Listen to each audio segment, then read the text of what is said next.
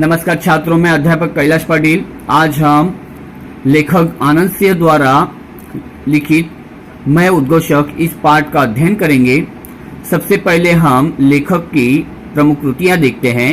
पत्र पत्रिकाओं में विभिन्न विषयों पर लेख, समीक्षाएं, कहानियां, कविताएं आदि प्रकाशित। लेखक आनंद सिंह के लेखन की विशेषता देखते हैं। पंडित भीमसेन जोशी तथा कई अन्य प्रसिद्ध व्यक्तियों द्वारा लेखक के सूत्र संचालन की प्रशंसा, किंग ऑफ वॉइस, संस्कृति शिरोमणि तथा अखिल आकाशवाणी जैसे पुरस्कारों से सम्मानित। अब विधा परिचय देखते हैं। आत्मकथा लेखन हिंदी साहित्य में रोचक और पठनीय लेखन माना जाता है। अपने अनुभव तथा व्यक्तिगत प्रसंगों को पूरी निष्ठा से बताना आत्मकथा की पहली शर्त है। आत्मकथा उत्तम पुरुष वाचक सर्वनाम मैं में लिखी जाती है। आजकल मंच संचालन अथवा सूत्र संचालन बहुत लोकप्रिय और महत्वपूर्ण माना जाता है। लेखक एक सफल मंच संचालक और सूत्र संचालक रहे हैं। प्रस्तुत लेख में उन्होंने बताया है कि सफल उद्घोषक अथवा मंच संचालक बनने के लिए व्यक्ति में कौन कौन से आवश्यक गुण होने चाहिए। लेखक के अनुसार कार्यक्रम की सफलता मंच संचालक अथवा सूत्र संचालक के आकर्षक एवं उत्तम संचालन तथा उसके अपने विशेष गुणों पर आधारित होती है। अब पाठ की ओर बढ़ते हैं। मैं उद्घोषक हूँ। देखिए यहाँ पर लेखक आनंद सिंह कह रहे हैं कि मैं उद्घोषक हूँ। उद्घोषक के पर्यायवाची शब्द के रूप में मंच संचालक और अंग्रेजी में कहे तो एंकर हूँ। देखिए इन्होंने यहाँ पर उद्घोषक इस शब्द के कई पर्यायवाची शब्द बताए हुए हैं। जैसे हिंदी में से मंच संचालक यानी मंच का संचालन करने वाला और अंग्रेजी में इसे एंकर कहते हैं।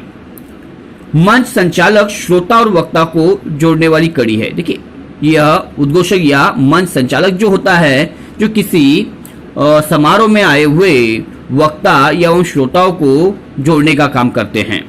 मैं उसी कड़ी का काम करता हूँ। देखिए वो कहते हैं कि मैं उसी कड़ी का या वक्ता या श्रोताओं को एक साथ जोड़ने का काम करता हूँ। मैं उसी कड़ी का काम करता हूँ। इसके लिए मेरी कई नामचीन व्यक्तियों द्वारा भूरी भूरी प्रशंसा की गई है। देखिए वो कहते हैं कि यह मैं उद्घोषक हूँ और देखिए मैं वक्ता और श्रोता को जोड़ने का काम करता हूँ और इसी काम के लिए कई नामी लोगों ने मेरी बहुत ज़्यादा प्रशंसा की है, तारीफ की है। देखिए किन्होंने इनकी तारीफ की है। भारत रत्न पंडित भीमसेन जोशी जैसे हस्तियों के मुंह से यह सुनना कि बहुत अच्छा बोलते हो। देखिए इन्होंने भी इनकी प्रशंसा की थी कि आप बहुत अच्छा बोलते हो, बहुत अच्छा मंच संचालन करते हो, अच्छे उद्घोषक हो या मैं तुम्हारा फैन हो गया हूं। आप अच्छे उद्घोषक हो, इतना ही नहीं तो मैं तुम्हारा फैन हो गया हूं। तो सचमुच स्वयं को गौरवान्वित अनुभव करता हूं। देखिए जब लोग इनकी तारीफ करते हैं तो इनको बड़ा अच्छा लगता है, खुद को वह गौरवयुक्त करते हैं या अनुभव करते हैं। किसी भी कार्यक्रम में मंच संचालक की बहुत अहम भूमिका होती है। देखिए समारोह को कोई भी रहने दो, उसमें सबसे महत्वपूर्ण भूमिका होती है वह मंच संचालक की। वही सभा की शुरुआत करता है। देखिए मंच संचालक ही सभा की शुरुआत करता है। आयोजकों को तथा अतिथियों को वही मंच पर आमंत्रित करता है। देखिए जिन्होंने समारोह का आयोजन किया है तथा उस समारोह के लिए जो अतिथि है उन सभी को मंच पर आमंत्रित करने का काम मंच संचालक ही करता है। वही अपनी आवाज, सहज और हास्य प्रसंगों तथा काव्य पंक्तियों से कार्यक्रम की सफलता निर्धारित करता है। देखिए कोई भी समारोह सफल होता है तो उसमें महत्वपूर्ण भूमिका होती है वह मंच संचालक की। मैंने कई बार इस महत्वपूर्ण भूमिका का निर्वाह अत्यंत सफलतापूर्वक किया है। वो कहते हैं यहाँ पर लेखक आनंद सिंह कि मैंने कई समारोह का काफी अच्छे से समारोह का समापन किया है, लेकिन यह सब यो अचानक नहीं हो गया। देखिए लेकिन कार्यक्रम का यशस्वी या सफलतापूर्वक समापन यूं ही नहीं हुआ है। मैंने भी इसके लिए बहुत पापड़ बेले हैं। पापड़ बोलना बहुत कष्ट करना, बहुत मेहनत करना। मैंने भी इसके लिए काफी मेहनत की है। आरंभिक दिनों में मैं भी मंच पर जाते घबराता था। देखिए वह अपने शुरू के दिनों में बता रहे हैं, आरंभिक दिनों के बारे में बता रहे हैं कि मैं भी सामान्यों की तरह मंच पर जाने से डरता था, कतराया करता था। माइक मुझे सांप के फन की तरह नजर आता था। देखिए वो कहते हैं कि मुझे माइक से भी डर लगता था, माइक मुझे सांप की फन की तरह नजर आता। दिल जोर जोर से धड़कने लगता, जैसे वो मंच पर जाते इनके दिल की धड़कनें तेज हो जाती। मुझे याद है तब मैं 9वीं कक्षा का छात्र था। कि वो कहते हैं कि मुझे वो दिन आज भी याद है जब मैं 9वीं कक्षा में पढ़ता था। विद्यालय के प्रांगण में गांधी जयंती का आयोजन किया गया था। देखिए जिस स्कूल में पढ़ते थे, जिस महाविद्यालय में पढ़ते थे, वहां पर देखिए 2 अक्टूबर गांधी जयंती का कार्यक्रम या समारोह का आयोजन किया गया था। मुझे भी भाषण देने के लिए चुना गया। अन्य छात्रों की तरह इन्हें भी भाषण देने के लिए इनका चयन करते हैं।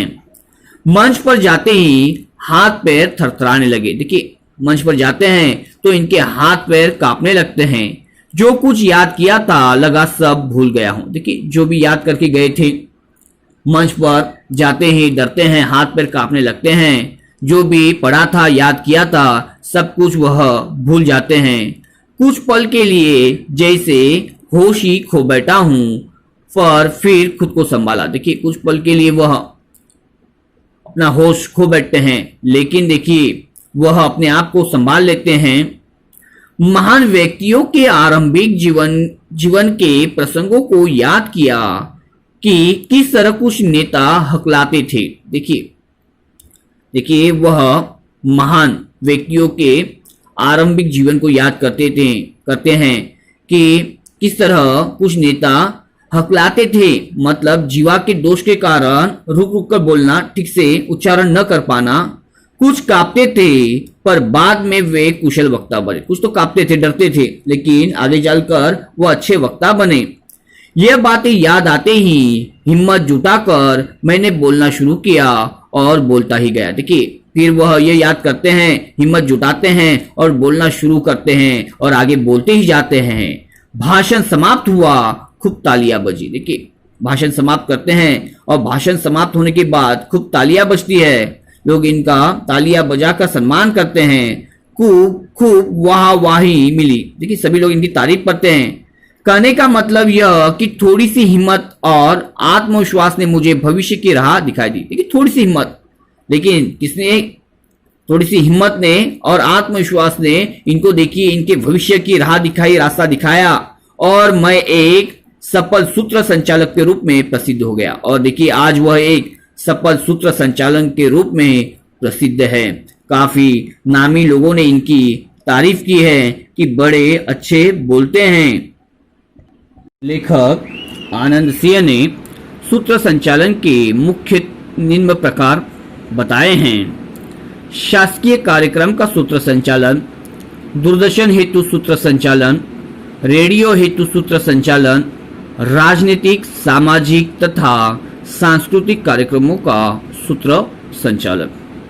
शासकीय एवं राजनीतिक कार्यक्रम का सूत्र संचालन।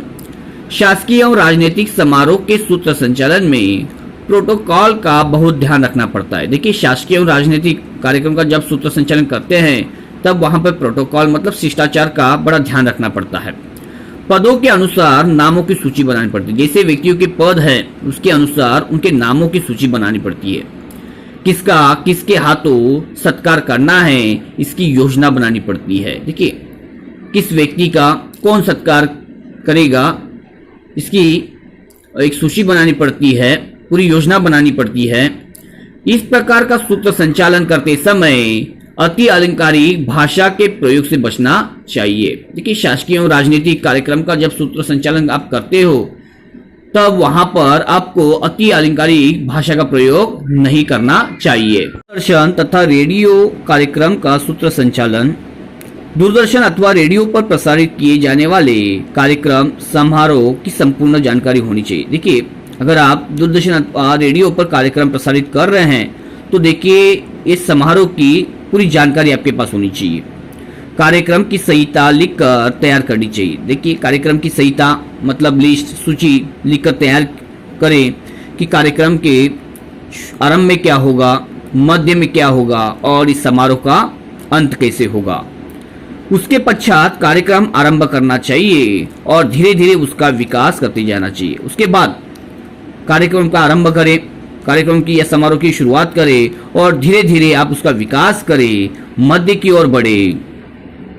भाषा का प्रयोग कार्यक्रम और प्रसंगानुसार किया जाना चाहिए। देखिए, जैसे समारोह का प्रसंग है, जैसा आपका कार्यक्रम है, उसके अनुसार आपको भाषा का प्रयोग करना चाहिए। रोचकता और विभिन्न संदर्भों का समावेश कार्यक्रम में चार चांद लगा देते हैं। देखिए, नयापन या विविध उदाहरण देकर आप अपने कार्यक्रम को अच्छे से सफल बना सकते हैं या उस कार्यक्रम में चार चांद लगा सकते हैं। स्मरण रहे, सूत्र संचालक मंच और श्रोताओं के बीच सेतु का कार्य करता है। सेतु मतलब पुल। देखिए, ये स्मरण रहे, यह बात याद रहे कि सूत्र संचालक जो होता है वह मंच मतलब वक्ता और श्रोता इनको जोड़ने का काम करता है। सूत्र संचालन करते समय रोचकता, रंजकता, विविध प्रसंगों का उल्लेख करना आवश्यक होता है। देखिए, सूत्र संचालन करते समय समारोह में रोचकता है, रंजकता है, इसलिए विविध उदाहरण, विविध प्रसंगों का उल्लेख करना आवश्यक होता है। कार्यक्रम समारोह में निखार लाना सूत्र संचालक का महत्वपूर्ण कार्य होता है। कोई भी समारोह हो, कार्य हो, उसमें निखार तेज लाना यह सूत्र संचालक के हाथ में होता है। कार्यक्रम के अनुसार सूत्र संचालक को अपनी भाषा और शैली में परिवर्तन करना चाहिए। जैसा कार्यक्रम हो वैसे सूत्र संचालक की भाषा हो, जैसे श्रोता वर्ग हो वैसा उनका सूत्र संचालन होना चाहिए। जैसे गीतों अथवा मुशायरों का कार्यक्रम हो तो भावपूर्ण एवं सरल भाषा का प्रयोग अपेक्षित है। अगर देखिए कोई गीतों का या फिर शायरों का इकट्ठा होकर शेर पढ़ने का समारोह हो तो देखिए उनकी भाषा जो हो काफी भावपूर्ण और सरल भाषा का प्रयोग उन्हें करना चाहिए। तो व्याख्यान अथवा वैचारिक कार्यक्रम में संदर्भ के साथ सटीक शब्दों का प्रयोग आवश्यक है। अगर देखिए कोई व्याख्यान है, कोई वैचारिक कार्यक्रम है तो वहां पर उनको देखिए सटीक शब्दों का प्रयोग करना चाहिए। सूत्र संचालन करते समय उसके सामने सुनने वाले कौन हैं इसका भी ध्यान रखना चाहिए। देखिए उसके श्रोता कौन हैं, उसे कौन सुन रहे हैं, इस बात पर सूत्र संचालक का ध्यान होना जरूरी है। यहां पर हम रुकते हैं, आगे का पाठ हम विभाग 2 में देखेंगे।